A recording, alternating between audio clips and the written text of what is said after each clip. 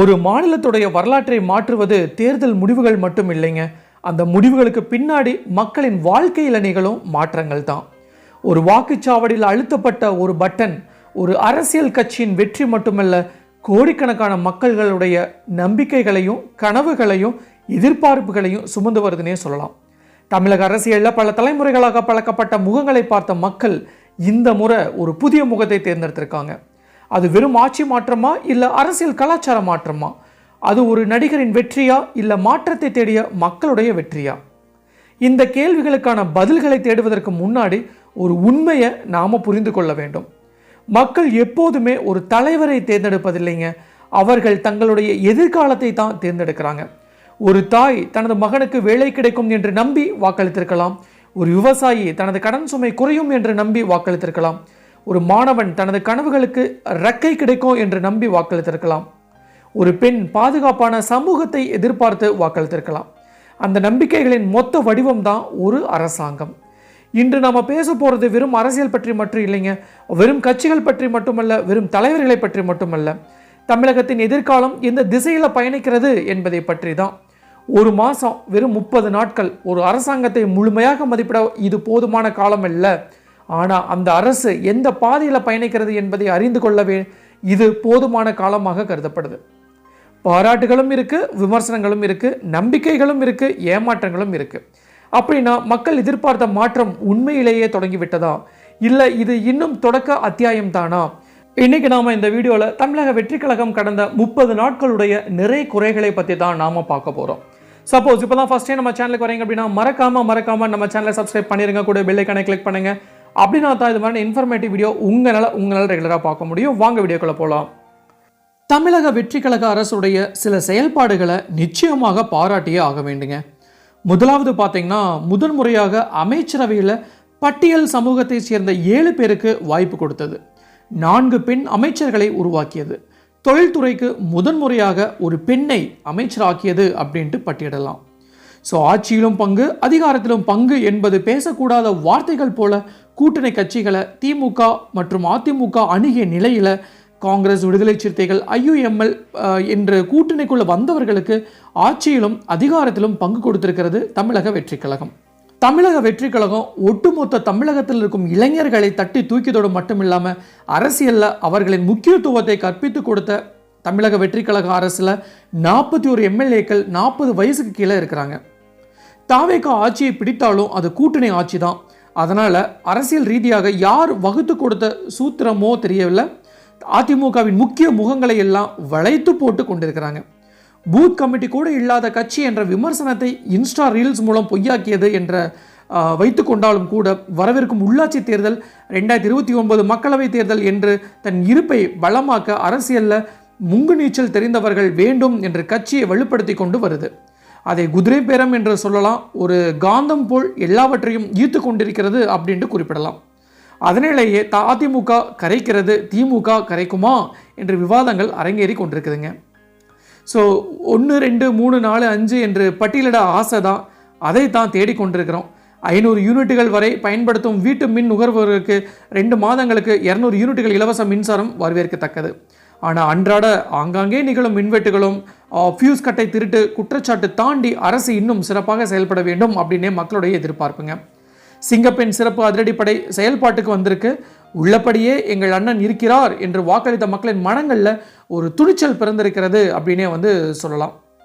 So போதைப்பொருள் ஒழிப்புக்கு மாவட்டந்தோறும் சிறப்பு படை அறிவித்தது நோய் நாடி நோய் முதல் நாடி ரகம் அப்படின்னே சொல்லலாம்.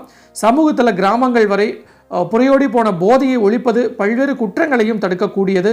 ஆனால் தமிழகத்தில் முந்தைய மாடல் ஆட்சியில் தான் போதைப்பொருள் கலாச்சாரம் தெருவுக்கு தெரு பரவியிருது. 717 டாஸ்மாக் கடைகள் மூடிய உத்தரவு பரவலாக அனைத்து தரப்பிலும் நல்ல வரவேற்பை பெற்றது. ஆனால் அதன் முழு விவரம் வெளியிடப்பட வேண்டும் அப்படின்ட்டு வலியுறுத்திருக்காங்க. ஸோ டாஸ்மாக் கடைகள் மூடல குளறுபடிகள் இருப்பதாக வரும் புகார்களும் கவனிக்கத்தக்கதுன்னே சொல்லலாம். ஒரு அரசியல் இயக்கம் எப்போதும் மாற்றத்தை வெறும் பெருங்குரலாக மட்டும் ஒழிக்கக்கூடாது. அடிப்படையில் மக்களுக்கான அரசியலை அவர்கள் நலன் சார்ந்த செயல் திட்டங்களை கொண்டு முன்னெடுத்து செல்ல வேண்டும் அப்படின்ட்டு தாவேகா இணையதளத்தில் கொள்கை விளக்க குறிப்பாக இடம்பெற்றிருக்கு. ஸோ தாவேகா அரசின் மீதான சாமானிய மக்களின் எதிர்பார்ப்பு அடிப்படை வசதிகளை உறுதி செய்வது, அரசு சேவைகள் தடையின்றி கிடைப்பது, உட்கமைப்பு வசதிகள் மேம்படுத்துவது போன்றவை தாங்க. குடும்ப தலைவர்களின் எதிர்பார்ப்பு தவேகா அறிவித்த 2500 உதவித்தொகை, 6 சிலிண்டர்கள் போன்றவை பெண்கள் அனைவரின் பெரிய கவலைகளையும் பாதுகாப்பு சார்ந்ததாக இருக்கு. தமிழக மக்கள் தொகையில் 18 வயதிலிருந்து 39 வயதில் உள்ள இளைஞர்கள் 42% பேர் இருக்காங்க. அவங்களுக்கான வேலைவாய்ப்பும் ஊழலற்ற அரசும் தான் நிச்சயமாக அவர்களின் எதிர்பார்ப்பு. ஸோ தாவேகா ஆட்சிக்கு வந்தால் பயிர்க்கடன் முழுமையாக தள்ளுபடி செய்யப்படும் அப்படின்ற வாக்குறுதி அளித்துவிட்டு 50,000 வரை மட்டுமே தள்ளுபடி செய்திருப்பது விவசாயிகளை ஏமாற்றமடைய செய்திருக்குன்னே சொல்லலாம். விஜயின் வாக்குறுதி மீறலை விவசாயிகள் காதில் பூச்சுற்றும் போராட்டம் நடத்தி விமர்சிக்கிறாங்க. ஸோ கல்வித்துறையிலும் தொழில்துறையிலும் மகளிர் மேம்பாட்டிலும் இன்னும் பிற துறைகளிலும் அரசு கண்கூடாக செய்து காட்டக்கூடியவை தான் தாவேகா மீது மக்கள் கொண்ட நம்பிக்கை நீர்த்து போகாமல் இருக்க செய்யுங்க.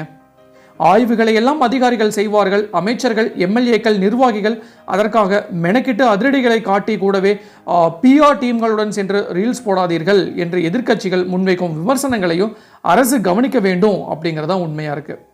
ஸோ இப்போ மும்மொழி கொள்கை, நீட் ரத்து விவகாரம், மேகதாட்டு தொகுதி மறுவரையை, சாதிவாரி கணக்கெடுப்பு, இன்னும் சில நாட்களில் ஒரே நாடு ஒரே தேர்தல் என்று தாவேகா அரசுக்கு சவால்களை வரிசை கட்டி நிற்குதுங்க. தமிழக அரசியலில் ஒவ்வொரு தலைமுறையிலையும் ஒரு மாற்றாலை உருவாகுங்க. சில நேரங்களில் அந்த மாற்றம் ஒரு புதிய கட்சியாக வரலாம், சில நேரங்களில் புதிய தலைவராக கூட வரலாம், இன்னும் சில நேரங்களில் மக்களின் மனநிலையில் ஏற்படும் மாற்றமாக கூட இருக்கலாங்க. இன்னைக்கு நாம் பேச போகும் விஷயம் ஒரு அரசாங்கத்தின் முதல் மாத செயல்பாடுகள் பற்றியது மட்டும் இல்லைங்க. ஒரு புதிய அரசியல் அத்தியாயம் தமிழ்நாட்டில் எந்த திசையில் நகர்கிறது என்பதை பற்றிய ஒரு ஆழமான விவாதமாகவே பார்க்கப்படுது. பல வருஷங்களாக தமிழக அரசியலில் 2 முக்கிய அரசியல் இயக்கங்கள் ஆதிக்கம் செலுத்தியிருக்காங்க. அந்த காலகட்டத்தில் பார்த்திங்கன்னா பல நல்ல திட்டங்களும் வந்திருக்கு, பல விமர்சனங்களும் எழுந்திருக்கு. ஆனால் காலம் மாறும்போது மக்கள் எதிர்பார்ப்புகளும் மாறுதுன்னே சொல்லலாம். குறிப்பாக இன்றைய இளைஞர்கள் வெறும் அரசியல் பேச்சுகளை மட்டும் நம்புவதில்லைங்க. அவங்க கண்கூடாக மாற்றத்தை பார்க்க விரும்புகிறாங்க. ஒரு சாலை சரியாக அமைக்கப்படுகிறதா, மின்சாரம் தடையின்றி கிடைக்கிறதா, அரசு அலுவலகங்களில் லஞ்சம் இல்லாமல் வேலை நடக்கிறதா, வேலைவாய்ப்புகள் அதிகரிக்கிறதா, பெண்கள் பாதுகாப்பாக உணர்கிறார்களா, விவசாயிகளின் பிரச்சனைகள் தீர்க்கப்படுகிறதா என்பதையே அவர்கள் முக்கியமாக கவனிக்கிறாங்க. அதனால தான் ஒரு புதிய அரசு பதவியேற்ற உடனேயே மக்கள் அதன் செயல்பாடுகளை உன்னிப்பாக கவனிக்க ஆரம்பிச்சிருக்காங்க. ஒரு அரசாங்கத்தை மதிப்பிடும் போது நாம் 2 விஷயங்களை பார்க்க வேண்டுங்க. முதலாவது விஷயம் என்ன அப்படின்னா அதன் நோக்கம் என்ன, 2வது விஷயம் அதன் செயல்பாடு என்ன. நோக்கம் நல்லதாக இருக்கலாம், ஆனால் செயல்படுத்தும் திறன் இல்லைன்னா அந்த நோக்கத்திற்கு மதிப்பு நிச்சயமாக இருக்காது. அதே மாதிரி தான் செயல்பாடு இருந்தாலும் அது மக்களின் தேவைகளுக்கு பொருந்தவில்லை அப்படின்னா அதுவும் பயனற்றதாகி விடுங்க. அதனால தான் ஒரு அரசாங்கத்தின் வெற்றி அப்படிங்கிறது அறிவிப்புகளால் மட்டும் இல்லைங்க, அறிவிப்புகளால் மட்டும் தீர்மானிக்கப்படுவதில்லை. அந்த அறிவிப்புகள் மக்களின் வாழ்க்கையில் ஏற்படுத்தும் தாக்கத்தால் தீர்மானிக்கப்படுது. தமிழக அரசியலில் பல ஆண்டுகளாக மக்கள் கேட்டு வரும் ஒரு விஷயம் என்னன்னா, அதாவது அரசியலில் அனைத்து சமூகங்களும், அனைத்து பிரிவினர்களும், பெண்களும், இளைஞர்களும் உரிய பிரதிநிதித்துவம் கிடைக்க வேண்டும் அப்படிங்கிற அந்த கோரிக்கை தான்.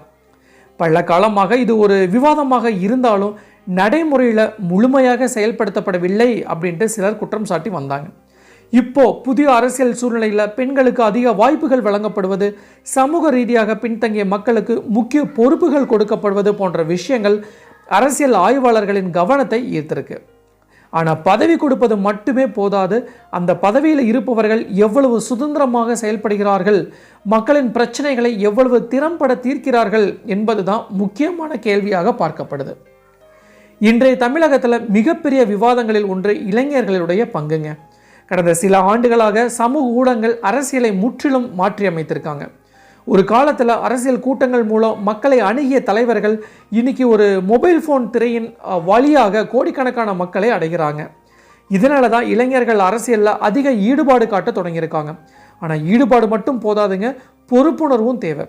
சட்டமன்றத்தில் இல்லைன்னா நிர்வாகத்தில் புதிய தலைமுறை அதிக அளவில் வரும்போது புதிய சிந்தனைகள் வரும் அப்படிங்கிறது தான் உண்மை. அதே நேரத்தில் அனுபவ குறைபாடு ஒரு சவாலாகவும் இருக்கலாங்க. அதனால தான் இளைஞர்களின் உற்சாகமும் அனுபவம் மிக்கவர்களின் வழிகாட்டுதலும் இணைந்தால் நல்ல நிர்வாகம் உருவாகும் அப்படிங்கிறதுல எந்த ஒரு சந்தேகமும் இல்லை.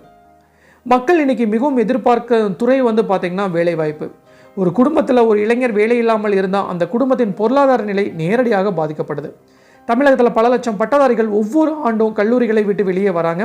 ஆனால் அவர்களுக்கு பொருத்தமான வேலைவாய்ப்புகள் கிடைக்கிறதா அப்படிங்கிறதா மிகப்பெரிய கேள்வியாக இருக்குது. ஒரு அரசு உண்மையில் வெற்றி பெற வேண்டும் அப்படின்னா தொழிற்சாலைகள் வர வேண்டும், முதலீடுகள் வர வேண்டும், புதிய நிறுவனங்கள் உருவாக வேண்டும், தொழில் தொடங்க விரும்பும் இளைஞர்களும் ஆதரவு வழங்கப்பட வேண்டும். இல்லைன்னா அந்த அளவுக்கு அரசியல் பேச்சுகள் நடந்தாலும் மக்களின் வாழ்க்கையில் மாற்றம் நிச்சயமாக ஏற்படாதுங்க. ஸோ மக்கள் இன்னைக்கு மிகவும் விழிப்புணர்வுடன் இருக்கிறாங்க. சமூக ஊடகங்கள் காரணமாக ஒவ்வொரு முடிவும் உடனடியாக ஆய்வு செய்யப்படுது, பாராட்டுகளும் உடனே வருது, விமர்சனங்களும் உடனே வருது. எனவே தான் எந்த அரசும் இன்னைக்கு மிகவும் பொறுப்புடன் செயல்பட வேண்டிய கட்டாயத்தில் இருக்கிறாங்க.